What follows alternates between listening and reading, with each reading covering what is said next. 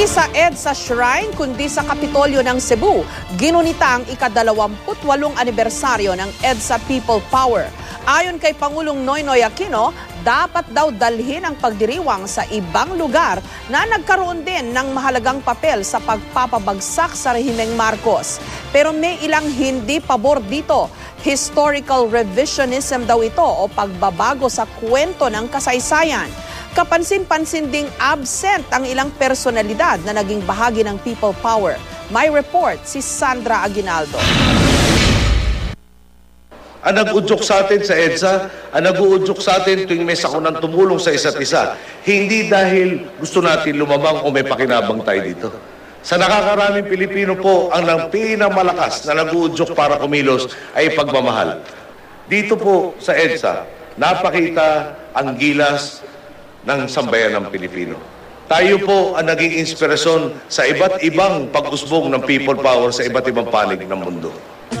Sa kauna-unahang pagkakataon sa Kapitolyo ng Cebu idinaos ang paggunita sa 1986 EDSA People Power. Kahit malayo sa EDSA, libo-libo pa rin ang nakiisa sa ika-28 taong pagdiriwang ng makasaysayang People Power na nagpatumba sa diktadoryang Marcos. Nakasuot sila ng dilaw at sabay-sabay na nagtaas ng kamay at animoy bahagi rin ng pagsasadula ng salubungan o ang pagtatagpo ng mga sibilyan at militar noong EDSA People Power. Ang salubungan ang naging mitya noon ng pagpapatalsik sa pwesto kay dating Pangulong Ferdinand Marcos.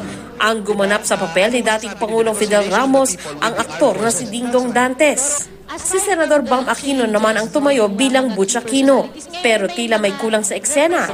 Wala kasing gumanap kay dating Colonel at ngayon Senador Gregorio Onasan at kay dating Defense Secretary at ngayon Senador Juan Ponce Enrile na pawang may mahalagang ginampanan sa People Power. Ayon kay Enrile, hindi siya nakatanggap ng imbitasyon. Even if they invited me at my age, I think I will have to beg for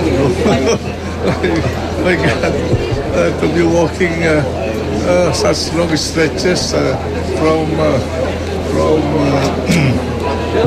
Krame to the EDSA Shrine. Ito ang unang pagkakataon na idinaos dito sa Cebu City ang pagdiriwang ng EDSA People Power Anniversary. Ikinatuwa ito ng mga taga Cebu, pero ilang personalidad na kasama sa EDSA People Power Revolution ang tila hindi natutuwa. May paliwanag naman sa kanila ang Pangulo. Hindi man nakumpleto, tuloy pa rin ang tradisyon. Pagkatapos ng pagsasadula, ipinasa kay Pangulong Noynoy Aquino ang watawat ng Pilipinas. Sa kanyang talumpati, tinukoy niya ang mahalagang papel ng Cebu sa kampanya ng kanyang inang si dating Pangulong Cory Aquino laban sa rehimeng Marcos. Hindi lang naman sa EDSA nagalsan taong bayan. May Cebu, may Davao, napakarami ibang mga lugar. At palagi ko naman, time na rin, after 28 years, ma-recognize yung contribution ng iba't ibang lugar. Mula kahapon pa nag-iikot ang Pangulo sa mga lugar na dinaanan ng mga kalamidad bilang bahagi ng pagdiriwang. Sa gitna ng pagdiriwang sa Cebu, pinili ni Vice President Jejomar Binay na sa EDSA People Power Monument sariwain ang kabayanihan at pagkakaisa ng mga Pilipino noong 1986. Siyempre, dito naganap Para lang bang, halimbawa, yung pagtataas ng bandera sa kawit, o di ginaganap sa kawit.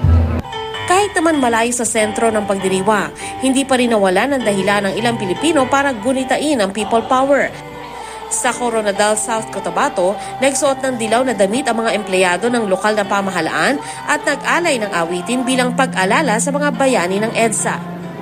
Sa Zamboanga City naman, lumahok sa isang fun run ang halos 500 individual para suportahan ang pagpapaaral sa ilang scholar. Sa ganitong paraan, naisa sa buhay raw nila ang tunay na diwa ng People Power. Mula sa Cebu City, Sandra Aguinaldo, GMA News.